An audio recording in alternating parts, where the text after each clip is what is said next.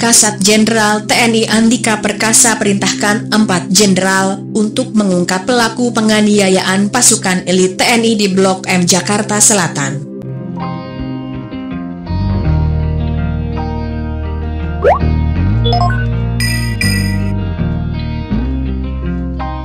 Tiga hari pasca penganiayaan personil pasukan elit TNI dan 1 anggota BRIMOB di Jalan Falatehan, Blok M, Jakarta Selatan, para pelaku dan motif kejadian penganiayaan belum juga terungkap. Hal ini menjadi perhatian khusus Kasat Jenderal TNI Andika Perkasa.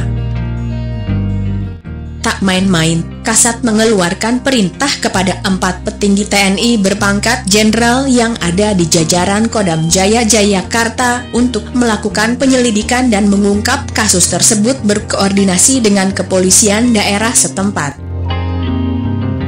Keempat jenderal TNI dimaksud adalah Panglima Kodam Jaya, Mayor Jenderal TNI Dudung Abdurrahman, sebagai Jenderal TNI terdepan dalam mengusut kasus kekerasan itu secara internal. Kemudian, Komandan Pusat Polisi Militer, Puspom, TNI, Mayor Jenderal TNI Edi Rate Muiz, Direktur Hukum TNI Angkatan Darat, Dirkumat, Brigadir Jenderal TNI Teti Melina Lubis, dan Asisten Intelijen Kasat, Mayor Jenderal TNI Teguh Arye Indratmoko. Jenderal TNI Andika Perkasa mengatakan bahwa proses penyelidikan kasus kekerasan itu akan dilakukan dengan seterang-terangnya dan sejelas-jelasnya, siapa preman-preman tersebut, apa peran masing-masing dan apa latar belakang terjadinya penganiayaan. Secara internal, TNI akan mendalami dan kawal penanganan kasus ini dengan objektif sampai tuntas, termasuk soal keberadaan prajurit TNI tersebut di lokasi kejadian, ujar Andika Perkasa. Secara internal juga kita terus mendalami. Karena apa? Karena mereka berada di situ ngapain, gitu loh. Jadi kami juga kita harus objektif.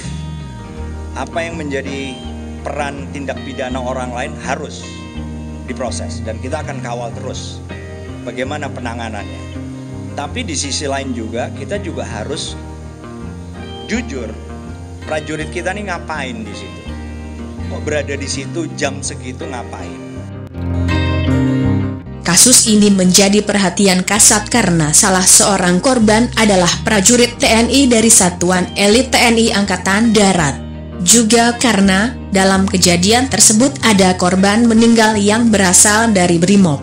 Sementara itu, prajurit TNI yang terluka dalam tindak penganiayaan yang terjadi pada hari Minggu pagi 18 April 2021 tersebut sampai saat ini masih dalam perawatan medis di Rumah Sakit Pusat Angkatan Darat RSPAD Jakarta Pusat. Kondisinya cukup serius karena mengalami retak di bagian tengkorak kepala.